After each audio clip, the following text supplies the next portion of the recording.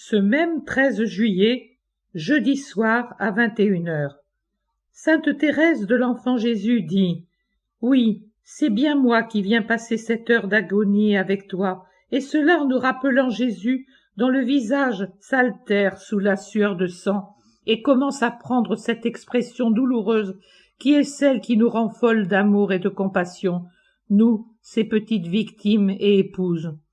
C'est moi, je viens te caresser, moi aussi. C'est mon heure. En effet, quand nous sommes sur le point de commencer les grands silences, qui sont les touchés de perfection du divin auteur de nos âmes, il est nécessaire d'avoir auprès de soi une amie qui les connaît.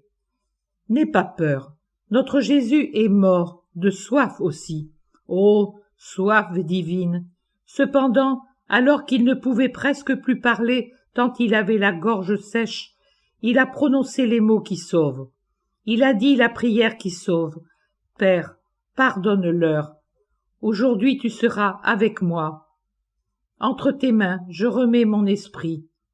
Alors qu'il était devenu presque muet à cause de la soif et de l'agonie, presque aveugle à cause de la croûte de sang qui s'était formée sur ses paupières et de la proximité de la mort.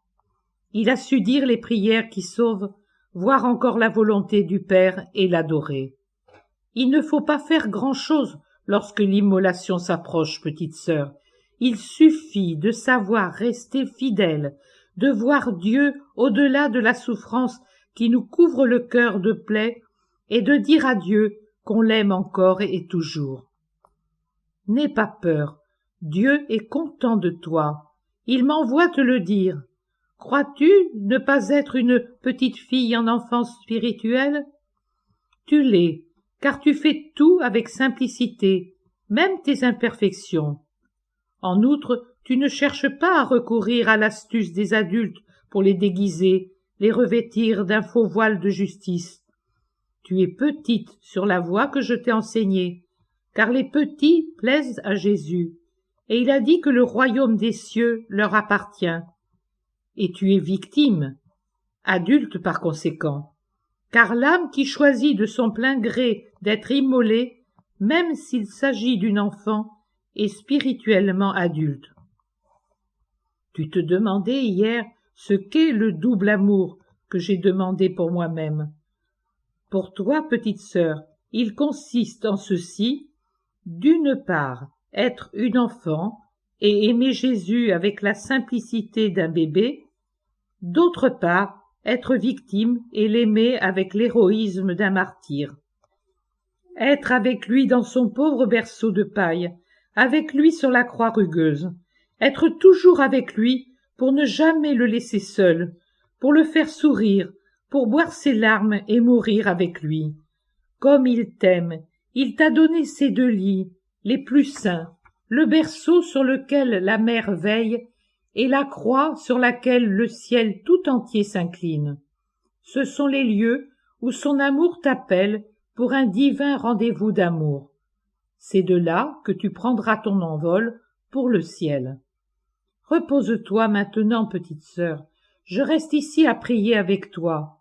Mais crois qu'il suffit d'aimer beaucoup, et de dire cette seule parole, Jésus, je t'aime, avec un amour authentique, pour être non seulement justifié, mais aimé de Dieu d'un amour de prédilection.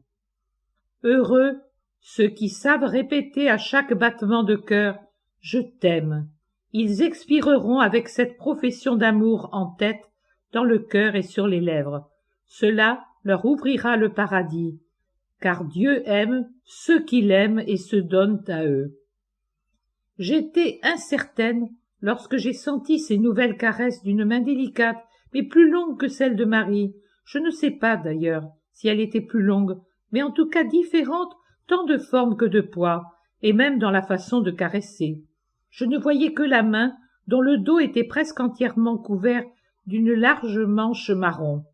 C'était une belle main fuselée, mais qui me paraît vraiment plus longue que celle de la mère.